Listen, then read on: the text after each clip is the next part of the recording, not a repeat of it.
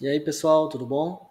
Essa é a nossa quinta aula. Nós vamos falar sobre a inclusão da pessoa com transtorno do déficit de atenção e hiperatividade, TDAH.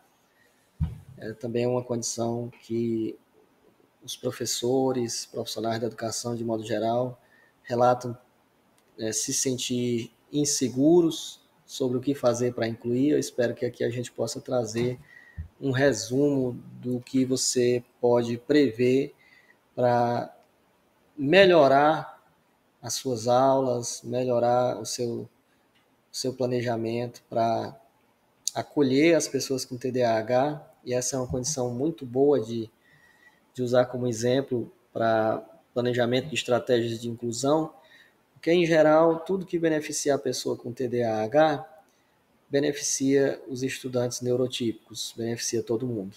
Né? Com autismo também é a mesma coisa, com a maioria das condições. Quando você beneficia aquele estudante, provendo as medidas necessárias para ele funcionar melhor, todo mundo se beneficia. Então, essa é a parte, uma das partes melhores da educação inclusiva, né? Que todo mundo se beneficia, não é só o indivíduo com uma condição específica, todos. O TDAH é alvo de muitos estereótipos. Quando a gente diz que o menino tem TDAH, o que vem na cabeça das pessoas ou é um menino com a cabeça no mundo da lua, que não presta atenção, que não consegue entender a sua explicação inteira, né, que fica ali na sala, mas é como se não estivesse ali, ou, o que ainda é mais comum, a ideia do aluno problema, o aluno que não para quieto, que não obedece, que, que impõe resistência à disciplina na sala. Mas a gente vai ver que não é bem assim, né? Essa não é a única maneira de ver, essa não é o único lado da história. Esse não é o único lado da história. Eu usei como referência principal esses dois livros. Eu tenho lido bastante também sobre esse tema e atendi muitas pessoas com essa condição, mas com certeza os dois livros que eu mais gostei de ter acesso foram estes. Um já é um pouco antigo, é de 98, que é esse da capa amarela, Tendência à Distração. Esses dois autores aqui, eles são psiquiatras que trabalham com pessoas com TDAH e eles mesmos têm o diagnóstico também. Então, eles têm uma abordagem bem compreensiva sobre o tema, bem completa. E foi lançado há não muito tempo esse outro livro, que é o TDAH 2.0, dos mesmos autores, que vai trazer mais atualizações ao que já tinha sido desbravado no primeiro livro. Então, eu recomendo demais esses dois livros. Eu uso muito eles na hora de falar sobre o assunto. Cerca de 5 a 8% da população mundial tem essa condição. É mais comum entre homens do que entre mulheres, na proporção de 2 homens para cada mulher. Provável que um dos motivos é porque as mulheres são subdiagnosticadas, elas passam despercebidas em alguns casos, e isso contribui para que a gente tenha uma maior incidência de diagnóstico entre meninos. Aqui eu trouxe, a título de curiosidade, duas situações, dois extremos diferentes, né? Aqui seria o extremo que a gente consideraria, né, com razão, um extremo indesejável, né, uma situação indesejável. Entre a população carcerária, há estudos que demonstram que existe uma proporção maior do que entre a população em liberdade de pessoas com TDAH. Aqui nesse estudo que eu estou trazendo, eles descobriram que na amostra que eles analisaram, 26% das pessoas tinham TDAH, o que é de 4 a 10 vezes mais do que a população em geral. Isso pode estar associado, por exemplo, a pessoas que não receberam o diagnóstico na infância e foram sendo estigmatizadas, né? Principalmente pessoas em condições de vulnerabilidade socioeconômica. Entre os meninos, o TDAH está associado também a uma maior exposição a riscos, e isso pode também levar a situações de conflito com a lei e, eventualmente, a privação de liberdade. Mas evidentemente esse não é o único destino, né? Pelo amor de Deus. Na verdade, as pessoas com TDAH podem usar as características dessa condição para obterem sucesso em diversas áreas. Por exemplo, entre atletas, é muito comum uma incidência maior de pessoas com TDAH. A pessoa tem lá muita energia, né, muita agitação, e aí pode encontrar no esporte uma forma de extravasar essa energia socialmente aceita, né, funcional, e acabar se destacando. Esses esportistas aqui, pelo que eu pude me informar, têm essa condição. Entre artistas também é muito comum uma prevalência maior de pessoas com TDAH. No mundo empresarial, empreendedores, né, o empreendedorismo exige também você ter essa ousadia, né, essa capacidade de assumir riscos, né, de inovar, de se movimentar, e as pessoas com TDAH também podem se identificar mais facilmente com empreendedorismo. Em vários outros campos não existe um limite, né? Só estou citando aqui como exemplo, né? Mas também nesses casos que eu estou citando, o TDAH pode ser inclusive uma enorme vantagem, né? Então, entre gêneros, né, há diferenças muito semelhantes às que são notadas no autismo. As meninas tendem a internalizar mais os sintomas e os meninos tendem a externalizar mais os sintomas. Por isso, existe uma incidência maior do diagnóstico entre meninos na infância, porque os comportamentos dos meninos vão estar mais vinculados a uma agitação, impulsividade, comportamento disruptivo, né? Teimar, dar trabalho na aula, dar trabalho em casa. E aí isso pode estimular mais os cuidadores a buscarem um diagnóstico, enquanto que as meninas vão ter sintomas mais vinculados à desatenção, e isso vai ter como consequência que o diagnóstico só venha mais no futuro, e até lá já tem vários prejuízos vinculados a esse atraso no diagnóstico. A menina pode ter uma maior facilidade de desenvolver ansiedade, depressão, baixa autoestima, né, porque pode ser que isso afete o desempenho escolar, afete várias áreas da vida dessa pessoa, porque não foi tratado logo, né, não houve uma abordagem correta desde o começo. É muito comum entre pessoas com autismo terem também TDAH, né, 70% das pessoas com autismo tem alguma comorbidade, 50% tem mais de uma comorbidade, e uma das comorbidades mais comuns é o TDAH. Nessa pesquisa aqui, de uma pesquisadora brasileira, ela pegou uma amostra de indivíduos com TEA, e nessa amostra, 49% desses indivíduos tinham TDAH, né? Cerca de 50% dos indivíduos aproximadamente, aí vamos arredondar, né? Então, entre um estudo e outro, a gente vai variar entre 30% a 80% das pessoas com TEA vão apresentar sintomas compatíveis com TDAH. Essa taxa varia muito conforme a amostra. E aí os sintomas utilizados para diagnóstico são em duas áreas diferentes, né? Principalmente os critérios A são vinculados à desatenção, então, dificuldade de prestar atenção em detalhes e erros por descuido, dificuldade de manter a atenção em tarefas e atividades, parece não escutar quando se fala diretamente com ele, não segue instruções, não termina tarefas, dificuldade de organizar atividades, evita ou desgosta tarefas que exigem esforço mental prolongado, perde objetos, distrai-se facilmente, esquecimento em atividades diárias, coisas dessa natureza. Se você apresentar 6 ou mais sintomas desse e for uma criança e adolescente, você já cumpriu o critério A para receber esse diagnóstico, né, conforme a avaliação do profissional de saúde que vai fazer essa avaliação, né, vai fazer esse trabalho.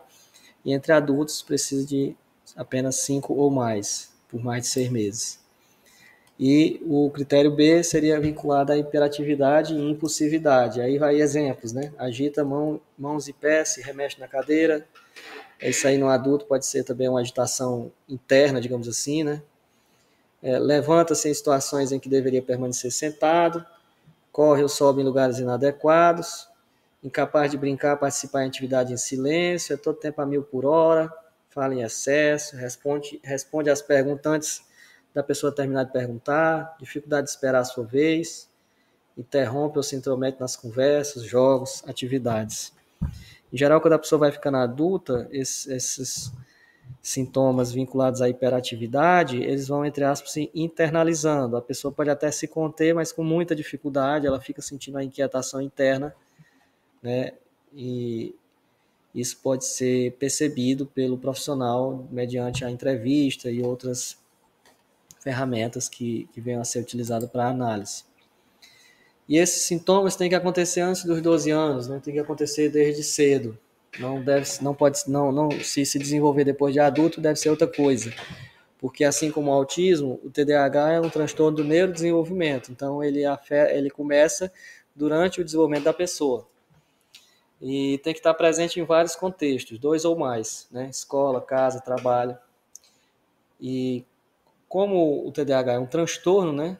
Novamente, como no autismo, que eu falei isso, tem que ter um impacto funcional, né, na vida da pessoa. Do contrário, não é um transtorno. E às vezes pode ser explicado por outra condição. Às vezes essa agitação ou desatenção, a gente tem que ter cuidado, porque pode ser relacionado a outra coisa. Pode ser que a pessoa tenha ansiedade. Se for melhor explicado por ansiedade, então é ansiedade. Às vezes depressão tem sintomas parecidos, privação de sono, estresse, atenção reduzida por hábitos, né, mexendo no celular demais. Então, muitas pessoas aqui onde eu trabalho chegam falando que tem suspeita de TDAH e muitas vezes desculpa que é porque a pessoa não dorme direito, é porque a pessoa mexe demais no celular, que ela está com ansiedade, e aí não é TDAH, né? Então, TDAH vem desde cedo, a pessoa sempre teve dificuldade em algumas coisas vinculadas a essa condição. A gente pode aqui, por exemplo, diferenciar, né, o que seria o TDAH do resultado do uso excessivo de telas.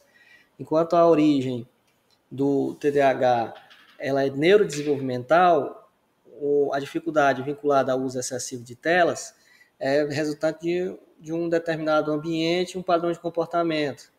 Enquanto o TDAH começa antes dos 12 anos, desde muito cedo, a dificuldade de atenção vinculada ao uso de telas, o uso excessivo de telas, começa a partir do momento que a pessoa começou a usar telas. O que, infelizmente, fica difícil até de diferenciar, porque cada vez mais cedo as crianças começam a mexer em celular, né? A dificuldade de atenção da pessoa com tela, cujo déficit de atenção é vinculado ao uso excessivo de telas, pode melhorar quando a pessoa abandona o hábito de se exceder no uso desses aparelhos, enquanto que o sintoma da pessoa com TDAH não melhora assim tão facilmente, né? Então, não é a mesma coisa usar a tela demais, usar celular demais não causa TDAH, certo? Então, os tipos de TDAH, se a pessoa tem mais sintomas desatentos, então ele vai ser predominantemente desatento, né? Ele não cumpriu os sintomas de hiperatividade, só cumpriu a parte dos sintomas de desatenção. Mas ele pode ser predominantemente hiperativo e pode ser os dois.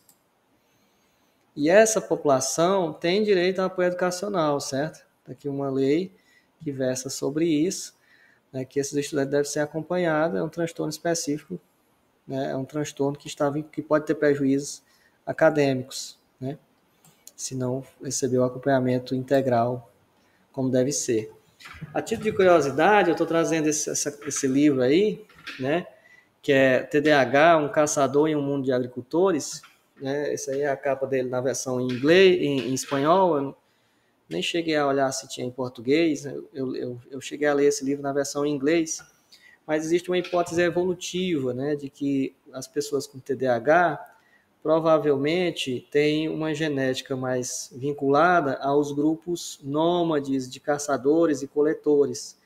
Essa característica da atenção flutuante, né, atenção variável, pode ter vantagens evolutivas para quem vive nessas condições.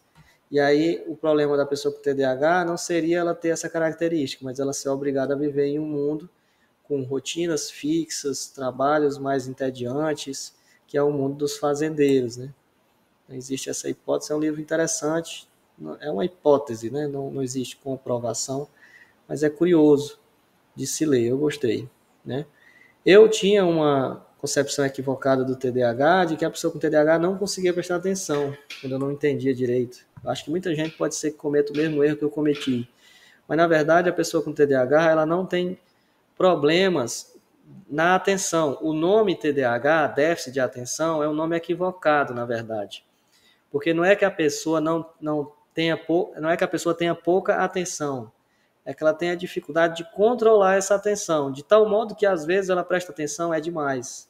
Então, quando ela gosta de uma coisa, ela pode se perder. Por exemplo, se gosta de jogar videogame, aí pode acontecer de jogar a noite inteira e nem dormir, né? Deixar de sair com os amigos para jogar videogame. Aí tem que fazer uma diferenciação, né? Claro, nesse caso específico, se a pessoa não está com dependência de jogos, né? Que pode ser o caso. Mas vamos dizer, a pessoa ela tem hiperfoco em desenhar, aí ela vai deixar de fazer várias coisas, vai se desligar do mundo quando desenha e nem vai parecer que tem TDAH durante esse momento, porque ela já vamos supor, ela é desatenta para todo o resto, mas para isso ela não é. Então, na verdade, a pessoa com TDAH, ela pode sim prestar atenção, e pode prestar atenção até mais do que o normal, desde que seja uma coisa que vá de encontro aos interesses dela. Na verdade, a parte do cérebro, né, existem várias partes do cérebro que tem algum funcionamento alterado no TDAH, mas uma das mais determinantes é essa região do cérebro atrás da testa, que é o córtex pré-frontal, né? Essa parte do cérebro, ela é responsável pela tomada de decisões, controle de impulsos, planejamento e organização, né? É como se fosse o painel de controle da atenção, digamos assim, né? Onde tem lá o capitão do barco, que é a nossa consciência, né? Do que a gente está fazendo e o autocontrole. Então, essa parte do cérebro que toma essas decisões mais racionais, digamos assim, do nosso dia a dia, é uma das que demora mais a se desenvolver, só vai se desenvolver por completo por volta dos 25 anos de idade. Por isso que o adolescente ele já desenvolveu a maior parte das outras regiões do cérebro, mas não essa. Então, existe uma tendência maior entre adolescentes a eles serem impulsivos, a tomarem decisões precipitadas, exatamente por essa característica do desenvolvimento neurológico deles. Entre as pessoas com TDAH, também vai haver alterações no funcionamento dessa região do cérebro, ela vai ser menos integrada com as outras regiões, né? Ela vai ser menos ativada, né? Isso vai ter um impacto no comportamento, indicando que a pessoa pode ser mais desorganizada, se distrair mais fácil, e dificuldade de regular também a parte emocional, então ela pode explodir mais facilmente, né? Se desorganizar mais facilmente, por conta dessa dificuldade de integração do córtex pré-frontal com o restante do cérebro, né? Do seu sistema nervoso. Uma metáfora que é usada nesses livros é de que uma pessoa com TDAH, na verdade, né, ela consegue prestar até mais atenção, os olhos dela são como janelas maiores para o mundo, né, se ela enxerga, né, os sentidos dela deixam passar mais informação até do que o normal, digamos assim, mas então é como se ela tivesse uma potência muito grande no cérebro, como o motor de uma Ferrari, mas uma Ferrari cujos freios são de bicicleta. Então ela tem uma potência muito grande de prestar atenção, de notar o mundo, mas o autocontrole é pouco, né? Tem dificuldade no autocontrole. Seria essa metáfora, né? E também vai haver modificações na parte dos neurotransmissores, né? O nosso cérebro, ele funciona através de estímulos elétricos e estímulos químicos, né? As sinapses, né, que acontecem entre os nossos neurônios se dão através desses dois tipos de estímulos, né? Então, dependendo da forma como a gente lida com determinados neurotransmissores, o nosso sistema nervoso vai ter uma tendência a funcionar de uma maneira ou de outra. E nós temos dois neurotransmissores que têm funcionamentos alterados nas pessoas com TDAH. Um é a dopamina, que é o neurotransmissor vinculado à sensação de recompensa, né? Então, em pessoas com TDAH, você vai ter níveis ou funcionamento reduzidos em áreas do córtex pré-frontal ou outras áreas, né?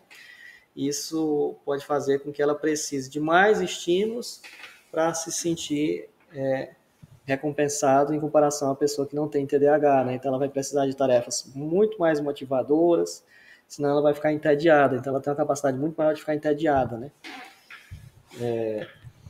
Precisa fazer muito mais para receber o mesmo tanto de satisfação com a pessoa que não tem essa condição.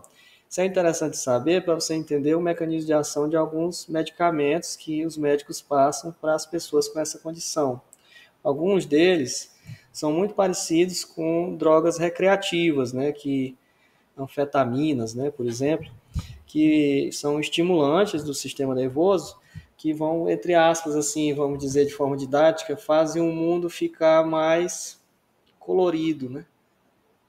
E aí eles fazem com que a pessoa se sinta recompensada com menos. Estou tentando falar aqui de uma maneira mais didática possível, né? Por isso que esses remédios são tão difíceis de encontrar, como eles são associados a um uso recreativo, então eles também têm riscos, né, de dependência, se a pessoa não usar da maneira correta.